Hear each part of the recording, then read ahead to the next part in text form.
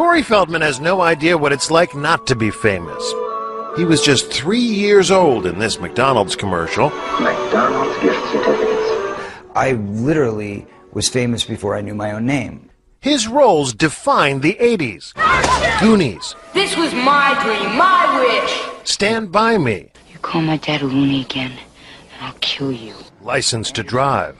The only difference between you and that greaseball is that he has a license and you don't.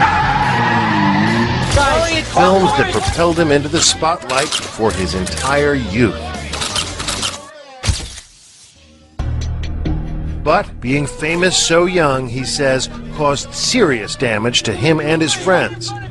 Do you feel like you missed out on a normal childhood? What childhood? I don't know what that means. A lost childhood and a loss of innocence. He blames the adults, not just those looking to profit from charming children, but also some with far more sinister motives. I can tell you that the #1 problem in Hollywood was and is and always will be pedophilia. That's the biggest problem for children in this industry. The casting couch even applies to children. Oh yeah.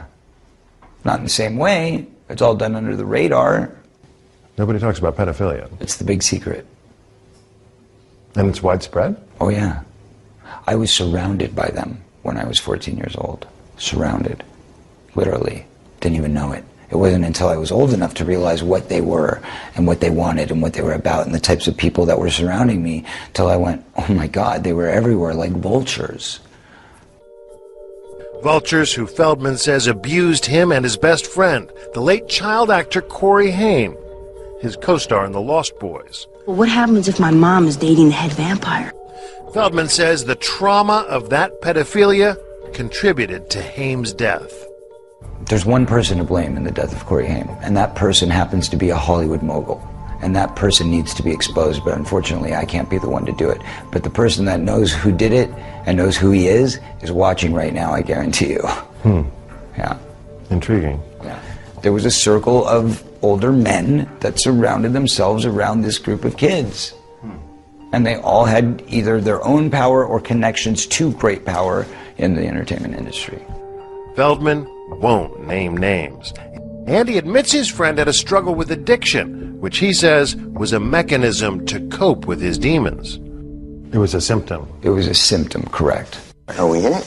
In 2008, the two Coreys confronted each other on their reality show about the dark past they shared. You let me get around in my life, man. Raped, so to speak. When I was about 14 and a half, and I'm saying this right now. What'd you do, man, when you saw that going down when I was 14 to me? What'd you do? You knew about it. You want to talk about the truth? Okay, well then let's talk about the truth. I was being molested at the same time by somebody else. What'd you do?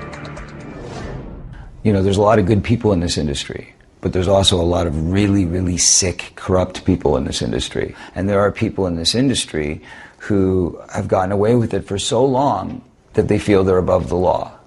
And that's got to change. That's got